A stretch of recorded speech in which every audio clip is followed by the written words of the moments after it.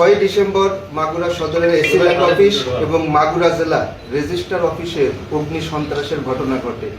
এই ঘটনার সাথে সাথে জেলার পুলিশ সুপার স্যারের নির্দেশে এই ঘটনার রহস্য উদ্ঘাটন এবং এর সাথে জড়িতদের শনাক্তকরণে একাধিক টিম কাজ করে। নিবিড় তদন্ত তথ্য উপাত্ত সংগ্রহ করে এর সাথে দায়ী ব্যক্তিদের শনাক্ত করা হয় এবং আজকে ভোরে মাগুরা সদর থানার অফিসার ইনচার্জের নেতৃত্বে এই শনাক্তকারীদের মধ্যে থেকে 3 জনকে গ্রেপ্তার করা হয়। তাদের নাম যথাক্রমে রবিন, রায়হান এবং হাসিবুল।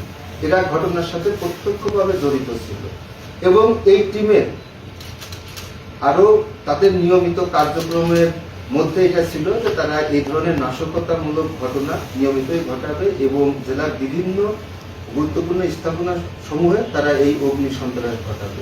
তাদের দেয়া তথ্য উপাত্ত এবং আমাদের তদন্তের মাধ্যমে আরো কিছু গুরুত্বপূর্ণ নাম উঠে আসছে, যা আমরা এই মুহূর্তে তদন্তের সাথে প্রকাশ করতে পারছি না।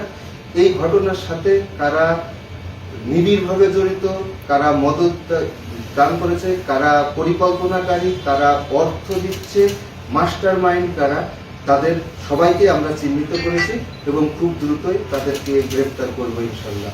আর আপনাদের মাধ্যমে আরেকটা কথা আমি এই মাগুরাবাসীকে বলে দিতে চাই যে যারা দেশকে অস্থিতিশীল এবং এই ধরনের নৈরাজ্য সৃষ্টি করার জন্য যে নাশকতামূলক কর্মকাণ্ড করছে তাদের সতর্ক করে দিয়ে বলছি যে এই ঘটনা ঘটলে অবশ্যই তাদেরকে আইনের আওতায় নিয়ে আসা হবে, তাদের বিরুদ্ধে কঠোর পদক্ষেপ নেওয়া হবে।